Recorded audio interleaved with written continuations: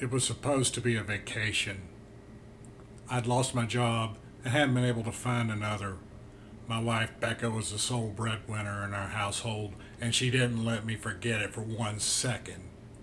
Still, this was a chance to escape our troubles, at least for a few days. It was a chance to get away and sort things out. Of course, we were piled into Clark's brand new huge SUV, along with his wife, Sandra, headed for God knows what. Clark was my best and oldest friend from 8th grade.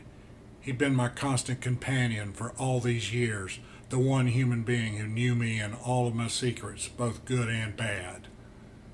Clark had the keys to the cabin in the mountains owned by Nick, his boss, my former boss, near a stream where, he said, one could experience the best trout fishing in the state. It was a long drive to our destination, 6 hours, and we had to park next to the road, which was still a couple of miles from the front door. We then had to unload our baggage and carry or drag it up a path through the woods.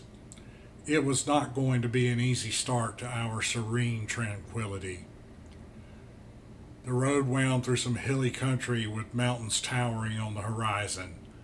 The cabin was old, Clark had told us, saying that Nick had inherited it from his father, who had in turn inherited it from his father. Clark and Sandra had spent quite a lot of time there over the years. When we did finally arrive, it was easy to tell nobody had used the cabin in a very long time. Opening the door kicked up a cloud of dust, and a squirrel on the roof started scolding us for invading his property. The air inside was stale, and there were cobwebs everywhere. We estimated it'd take 3 trips altogether to get our baggage from the car, but after that we could relax and begin our vacation. We were in the middle of our second trip back, all of us carrying bags, fly rods, or backpacks, when disaster struck. Clark was in front, I was behind him. Becca followed me with Sandra bringing up the rear. We were at a point where the forest encroached on the path with trees and brush so thick we couldn't see anything off to either side. It was only a couple more hours until sunset. Cicadas sang in the trees, and the heat was beginning to wear on us. "Why is it so bloody hot?" Becca asked. "You can't take a little heat? It's good for you," I said in a not-so-nice tone. "This is a vacation," Becca replied. "I don't go on a vacation to be miserable, Bruce. I go on a vacation to have a good time. I go on a vacation to relax. I don't go to hike 800 miles uphill to some tiny little cabin with a portable potty and no shower just so you can not catch fish for a couple of days." "Becca," I started, but she ignored me. "It's a good thing we brought some beans with us. We won't be counting on you to bringing dinner home. You're just not that good at bringing home the bacon, Bruce. We all know that. Of course, maybe bringing the beans along wasn't the best solution since there's only one bathroom." "Damn it, Becca, what do you want from me?" I asked. "What could I possibly do to—" Sandra screamed. It was a quick noise that sounded like it was cut off. I spun around and saw the bushes close to where she'd been moving violently. Then they stopped. I thought I could hear something rustling in the brush, rapidly growing fainter. We all stood there for several seconds, unable to figure out what to do. I heard her scream again, already some distance away. It was an awful sound, full of despair and terror. I'd never heard anything like that before. "Sandy!" Clark shouted, running back past us, getting to the point on the path where she'd been. He pointed at the ground, looking at us, shock on his face. "There's blood here! Sandy!" He ran into the bush, following her path. Becca turned to me. "What do we do? Do we help him?" "Let's get to the cabin," I said. "It's almost dark, and maybe we can find some flashlights or something to help us search."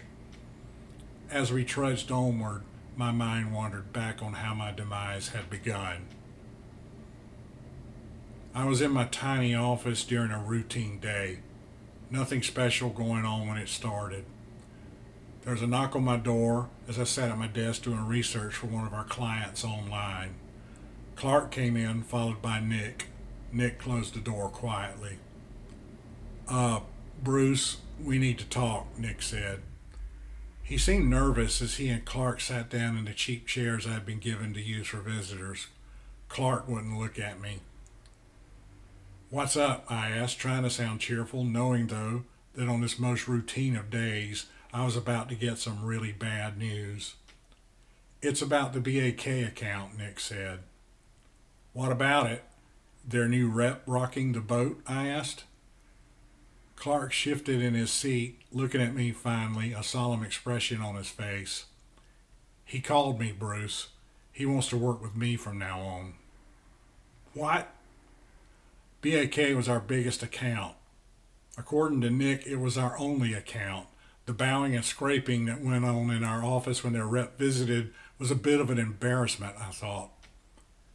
He wants to deal with Clark, Nick said. It's what he prefers. So you're taking the account away from me, I said. It wasn't a question. Yes, Nick said, and as I stared back at him, he simply shrugged. I don't know why, Clark chimed in. I'm so sorry. I haven't even talked to them, so I don't know why they want to make a switch. I especially don't know why they are insisting on dealing with me. I need you to forward anything you have on the account that isn't on the network servers to Clark ASAP, Bruce, Nick said. He needs to be brought up to speed. I want you to know this is no reflection on your work. It's always top notch. This is just what the client wants. If it were any other client, they would have been told to stick it with the account executive who had been signed to them. Anybody else would have been told to shove it. Not BAK, though. No way. What they want, they get. Nick got out of the chair and looked in my direction. You still got the Impractor account along with Zipman Glover. That'll keep you busy. I'll be in my office. Nick left, closing the door quickly but quietly behind him. I looked at Clark, who was leaning back in his chair. I know this is a blow to you, Bruce, he said. Look, Nick's going to be in his office and quitting time is an hour anyway. Why don't you head down to Kelly's and I'll join you there in a little while. A drink or 3 or 5 sounded good to me then. I got up, a bit weak in the knees. Sure, I said. I'll see you there. Sure thing, buddy, Clark responded, walking with me across the floor outside my office through the maze of desks of junior executives, interns, and assistants to the elevators. I pushed a button and turned, seeing everyone at a desk looking at me. I wondered if they all knew somehow. I felt like it was written on my face. The elevator doors opened and I stepped in, turning back to see Clark standing there staring at me, a faint smile on his face, and I suddenly remembered that, in my shock at getting the bad news, I'd forgotten to log off of my computer. Clark, could you log me off? I asked. Sure thing, he said, as the door started closing. See you in a bit. After a short debate about possibly returning back to the car or continuing on to the cabin held its luster since it was closer. We wanted to get out of the open as quickly as possible. We made it just as the sun seemed to disappear behind the mountains. It went from weak daylight to pitch black in minutes. We hadn't brought the fuel for the generator yet, so our only ability to see came from our flashlights. I opened the baggage we already had, but only found some food and water. Why did we come here? Becca asked me over and over again when we dug through the luggage, looking for I don't know what. We don't even like fishing. Oh, would you please just shut the hell up, I said when the door opened, causing us both to jump. It was Clark. His expression was blank as he came into the cabin and sat on a bunk, seeming not to see us for several moments. He was bloody, sweaty, and scratched, probably by branches from the bushes he'd gone through. He was filthy. Did you find her? Becca asked. He looked at her, his eyes finally focusing. Yes, he said, and it sounded like his voice came from a great distance away. A hollow tree. She was at the base of a big old hollow tree. It had her arm up inside of it. I could hear it chewing. She looked at me, Bruce. She looked at me. Her mouth was moving, but she couldn't even scream. It was eating her alive. It was, shh, Becca said, but Clark went on. It pulled her into the tree a little further. I could hear it. I could hear that thing eating my wife, Bruce. Her bones. She looked at me. She tried to say something, but she was in so much pain. He let out a sob and stared at his trembling hands. Do you know what it is? I asked. I didn't see it. It's inside the tree. I can find that tree again, though. Clark started looking around the room, finally seeing a bag he'd brought that we hadn't opened yet. He got up, went over to it, opened it, and ripped through the clothes inside until he found what he was looking for. It was a revolver, a .38, I'd guess, nickel-plated. You didn't say you were bringing a gun, Becca gasped. I wanted to hit her. All kinds of bastards hide out in these woods, I said instead. Clark looked at me for a moment before running out of the door, slamming it behind him. Clark, Becca shouted after him. At that point, I did hit her. I couldn't help it. She needed it, though. My knuckles stung, and Becca had blood in her mouth, but she shut up, looking at me, shock in her eyes. Now be quiet and sit down, I said. I got up and dropped the bar across the door. You're locking Clark out there, she whispered to me. Better him out there with that whatever than having that thing able to just walk in the door, I hissed back at her. And if we stay here and stay quiet, maybe it won't find us. Do you understand? There must have been something in my tone because she nodded.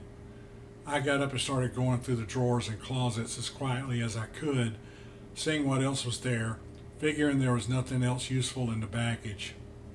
I found a shotgun in the back of a closet, an ancient single shot, and when I broke it open, there was one solitary cartridge in it. It was coated with dust, and the powder was probably stale, but it was better than nothing. This sucker was huge, though, probably a 10 gauge. One shot from this thing would take out a grizzly, I figured. I thought of Clark out there with his little .38, and me in here with my big old shotgun. I sadistically found that a little humorous. Yeah, I snickered about that for several minutes. It was my 21st birthday when I first met Becca. I was a junior in college.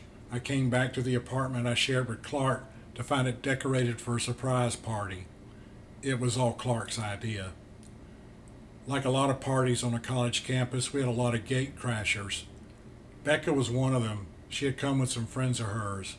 We all got drunk and loud, and a party broke up around 2 a.m. when the cops shut us down. Clark took Sandra and went into his room, leaving me to fend for myself. Becca had told the cops she lived there because her ride had bailed on her. I offered to take her home. She lived on the other side of town. But she saw how drunk I was and declined. She really had no choice but to crash at my place. I didn't mind, even though we were both too drunk to do much fooling around that night. Instead, we lay on some blankets on some dingy old carpet and talked. That guy, Clark, she said, he lives here with you? Sure, I said. We've known each other for years. Is that his girlfriend he's with? Yeah. She used to be my girlfriend, but she dumped me for him. Jesus, Bruce, you let him get away with that? Why do I care? He's my best friend. I was just looking to get into her pants. He's more serious. Serious? Really?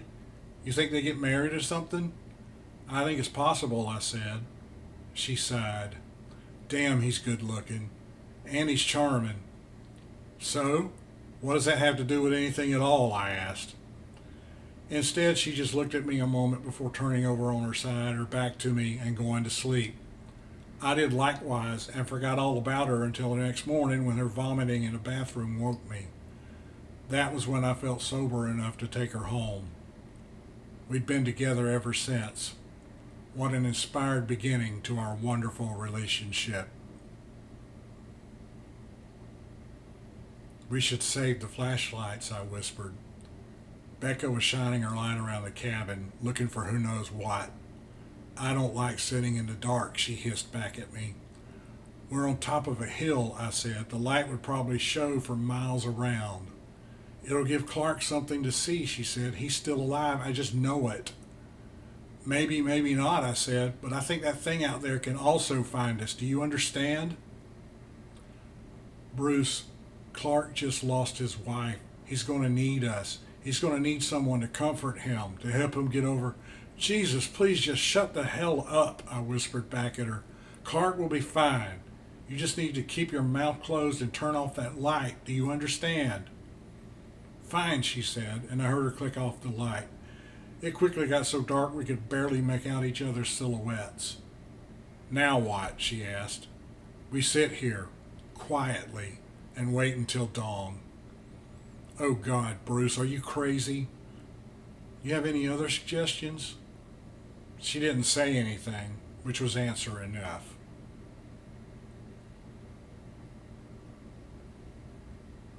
I sat at the bar in Kelly's for hours the night I managed to get myself kicked off the BAK account. Clark never showed. I did manage to get really drunk though. The barkeep took my keys and I took a cab home. I was braced for a tongue lashing from Becca, but instead she was sitting on the couch reading a magazine. The TV set showed the local news. She looked up when I came in, accepted a kiss, and went back to reading while I went to change. There was something odd in the bathroom, I thought, but in my alcohol-dulled senses, it took me a while to figure it out. The toilet seat was up. I went back into the living room, anger beginning to boil up inside me. Who was here? I demanded. Becca looked at me, alarm on her face for a moment. Why do you think anyone was here? Because unless you haven't taken a piss in the 4 hours since you've been home, a man has used the toilet, I said. It was the cable guy, she said after a couple of moments. It was out when I got home. I called and they had a guy in the neighborhood, so he came right over. He asked to use the bathroom while he was here. It only took him a few minutes to fix whatever it was. He just left right before you got home. I see, I said, settling on the couch next to her, picking up the TV remote and flipping through the channels, deciding to let the manner drop for the moment. I was watching that, she said. No, you weren't. You were reading. I'm sure there's a game on here somewhere. You've been drinking. No, I haven't. I'm just tired, I responded. It was almost word for word the conversation we'd had for the past few years every night. She got up and went into the bedroom, taking her magazine. I knew she'd be reading until she fell asleep. Instead of moving to the bed this one night, I dozed off on the couch and stayed there until morning.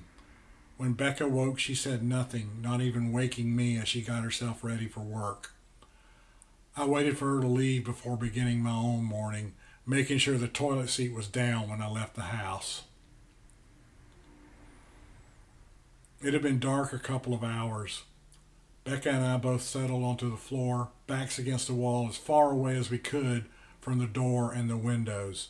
The shotgun lay across my lap.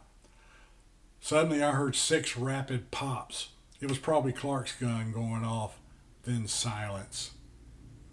Do you suppose he killed it? Becca whispered to me. He'd try to come back if he did, I whispered. It's dark out there and he's probably lost in the woods, she said. Maybe we should call for him or something. Maybe that's why he's not. Why do you care so intently anyway? I asked. What's this man to you? Bruce, he's in danger out there, she whispered. He's your best friend. Aren't you worried about him even a little bit? Sure, I said. But why are you worried about him, Becca? What the hell are you saying? She never finished her sentence.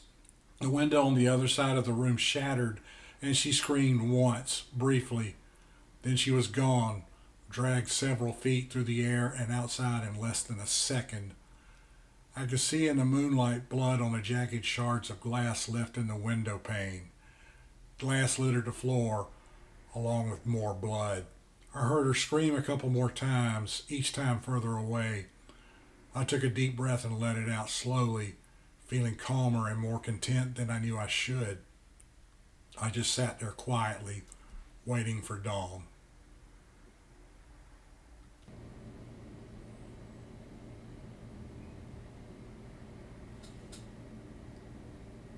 It was another after-work night at Kelly's. Clark made an appearance this time, joining me at the bar. "Sorry about the other night, Bruce," he said, slapping me on the back when he got there, settling onto the bar stool next to me. He held up a single finger at the bartender, who put a glass of beer on the bar in front of him without a word. "New guy at BAK has started in on me already. He's not letting the grass grow, let me tell you." "Keeping you busy, are they?" I asked. "Sheesh, demanding bastards, aren't they? They want this, they want that, and they want it now. I've come close to telling them to stuff it more than once. I don't know how you put up with them as long as you did." "Thinking about asking Nick to put somebody else on the account?" I asked. "Not yet," Clark said. "I think I can get a handle on their new rep. He seems to know what he's doing, and we speak the same language. I'm just blowing off steam, you know. How are things with you? We never get the chance to hang out anymore." "Okay, I guess," I said. "Becca and I are... Oh, speak of the devil, there's Clyde. I'll be right back." He got up and left me sitting there, going to talk to the new BAK representative who had just come in. It was okay, though, because I had my gin martini to keep me company. Quiet. The silence outside was almost a physical thing, like a big, hulking monster in and of itself, sitting out there daring anyone to bother it. I wasn't about to make a sound. Anything, even a hastily drawn breath, would probably be as loud as a cannon shot. I sat on the floor, back against the wall, shotgun in my lap, as far away from that shattered window and the door as I could get. Of course, there was another window on the wall above me, but it wasn't shattered. It was closed, and I was willing it to protect me against whatever was out there. It needed to protect me against whatever had taken my wife. Becca was gone. We had been married for 8 years. No children. Becca had miscarried during the first year and hadn't gotten pregnant again. It was a hard time for her, and for me too. I don't think we'd ever gotten over it. Clark had always had better luck with women than I did. He also had more friends than I did. Meeting people, talking to them, making them feel at ease was always easy for him. He should have gone into politics. He never did. Sure, he had his faults, but who doesn't? He more than made up for them with his virtues. I mean, yeah, he could take things without asking, sometimes returning them, sometimes not. He would get drunk and hit on my girlfriends. But I always remembered that when I needed him, he'd been there for me when no one else had been. That more than offset the problems. Even if Becca had, the image of that raised toilet seat came back to my mind. Cable guy. Right. Like that ever happened. Still, Clark and Becca? The idea was ridiculous. Even though Clark had never made it to our little after work get together, things like that happen, right? I knew better than anyone the stresses of that job, of dealing with BAK and those other clients. Things have a tendency to come up at the last possible second, even when you're heading out the door. It happens all the time.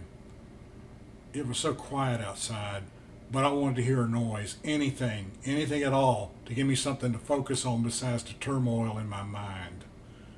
I didn't get my wish. The quiet went on for 1,000 years, it seemed. When I got to work that fateful day, the door to my office was locked. I tried my key, but it wouldn't work. I felt a hand on my shoulder. It was Clark. "Nick needs to see you," he said. "Okay," I said. I knew right then it was going to be bad, but for the life of me, I couldn't figure out what I'd done. Nick's receptionist told me to go right in. Nick was sitting behind his desk when I opened the door. "Come in and close the door, Bruce," he said. I did as he asked, settling into the big, comfortable chair. It was so much bigger and more comfortable than the visitors' chairs in my own office. Nick looked at me a long while, his eyes narrowed almost to slits. He rocked back and forth, holding a pen in front of his chest, toying with it in his fingers. I could hear the antique clock he kept on a shelf against the wall ticking away. "There's a problem, Bruce," he finally said. "A big problem with the BAK account." What sort of problem? I asked. And why aren't you talking to Clark about it? He's the exec on that account now. This is from your time handling it, Nick said. There are irregularities. What kind of irregularities? The accounting kind, Nick said. Did you think we weren't going to notice? I'm sorry, Nick, I don't know what you're talking about, I said. Nick snorted, and I realized then that he was really angry. I'd never seen him angry before. It's too late for you to play dumb with me. You're caught. You got greedy your last day handling that account, Bruce, and that's what nailed you. You were embezzling from that account, and when your access was being revoked, you decided to triple your usual take. It was too big to hide. All I can say is thank God we put Clark on that account before you bled it dry. Nick, for God's sake, shut up, Bruce. You're only insulting my intelligence and making yourself look bad. Now, we're not planning to prosecute, but you're fired. We'll ship your personal belongings to your house from your office, but as of now, you are no longer welcome here. Turn in your corporate ID at the security desk and leave the premises. Now. But that last day I remembered right then seeing that I hadn't logged off of my computer, Clark standing there smiling at me. I remember Clark not showing up for our after work get together.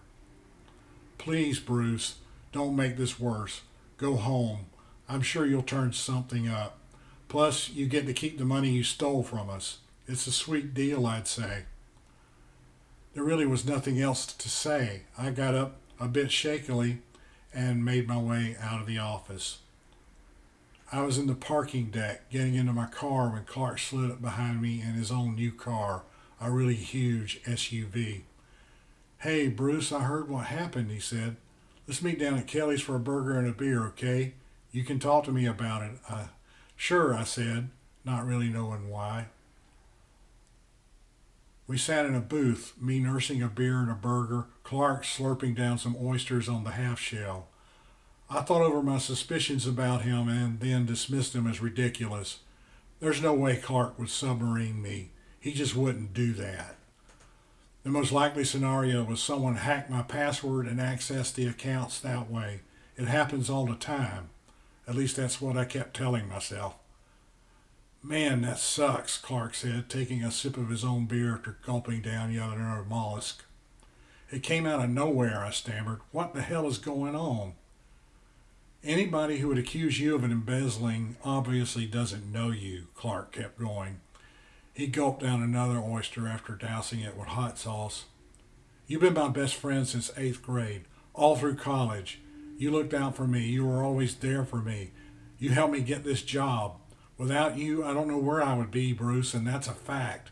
It really pisses me off that someone would treat you like this. I'm thinking of suing, I said. Clark muttered, chewing a mollusk while he thought.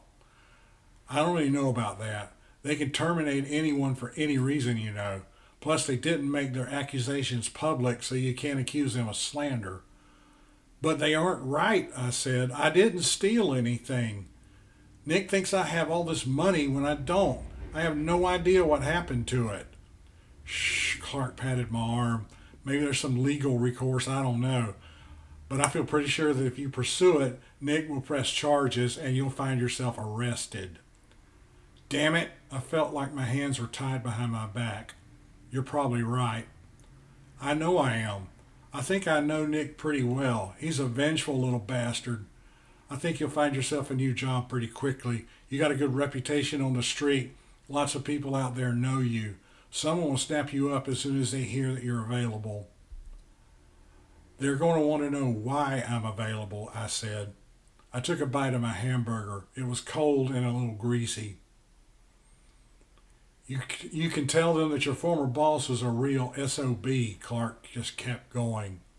He's got a reputation too, you know. People who work for our clients know what he's like. Hell, I get people telling me all the time that they can't see how I keep working for him.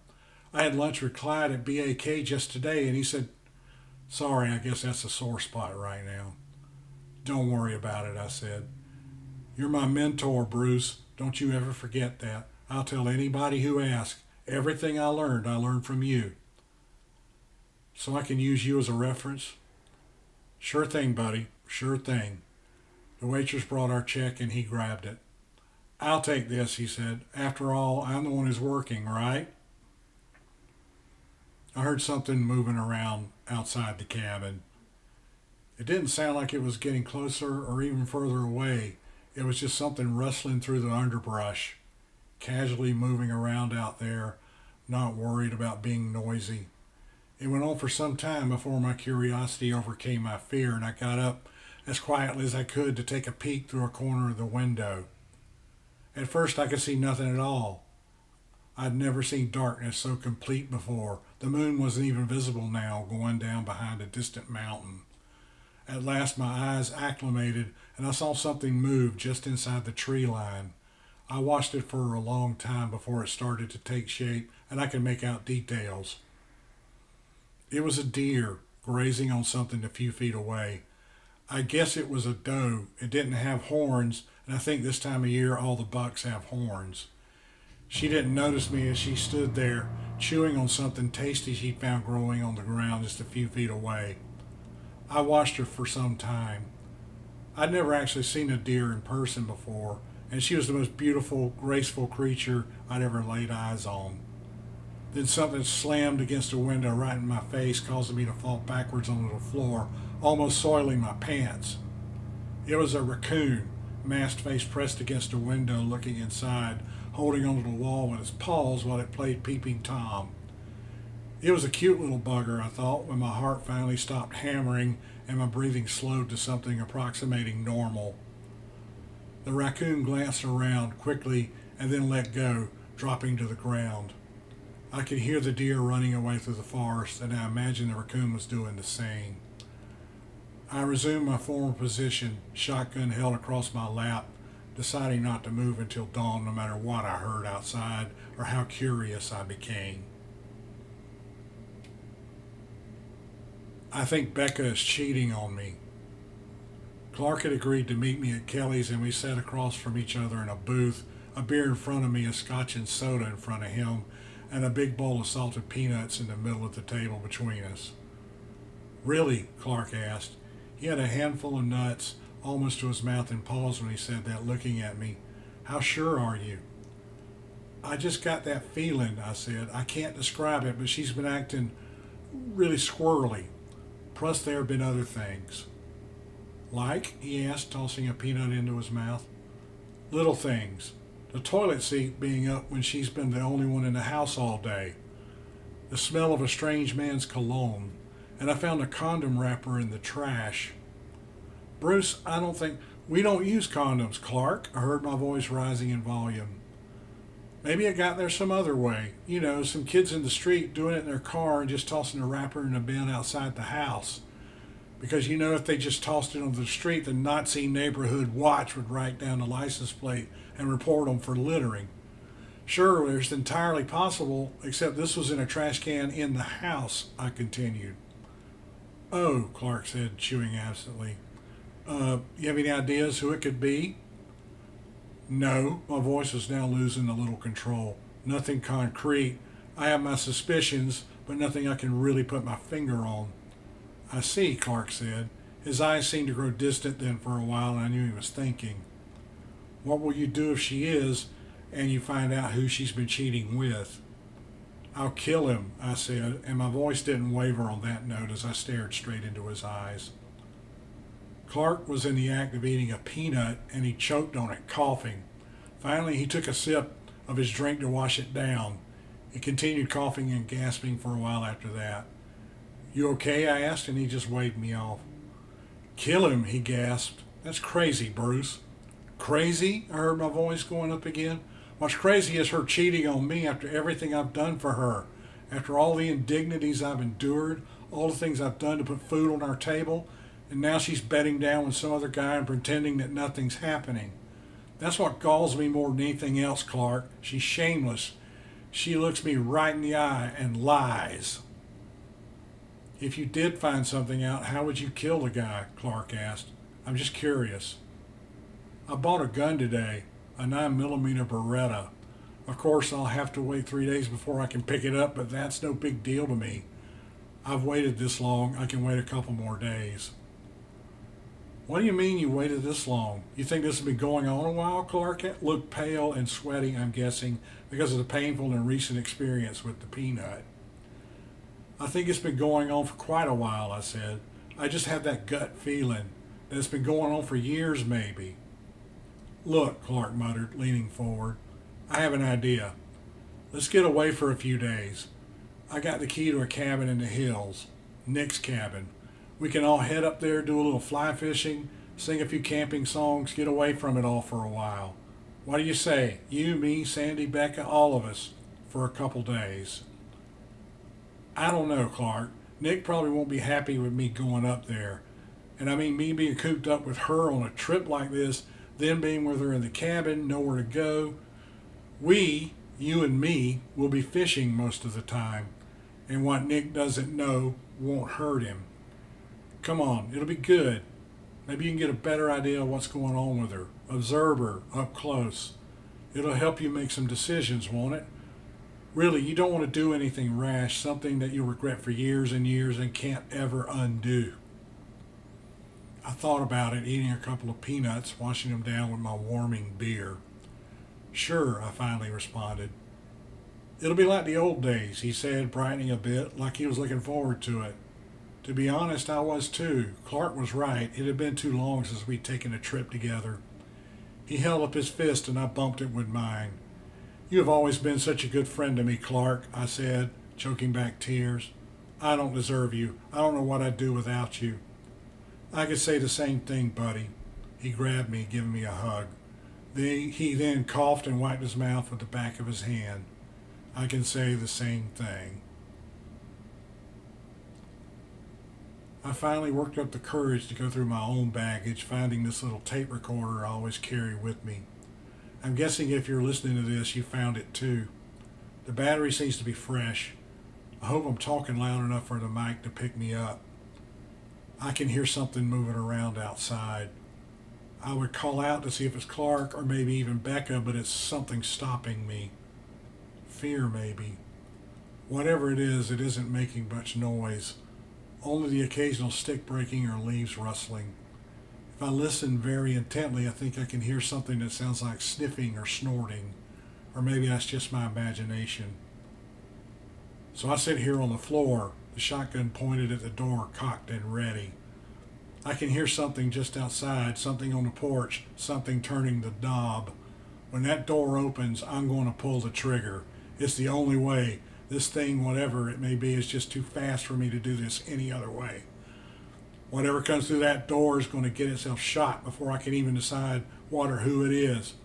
Whatever is out there will not stand a chance. I hope like hell it's Clark.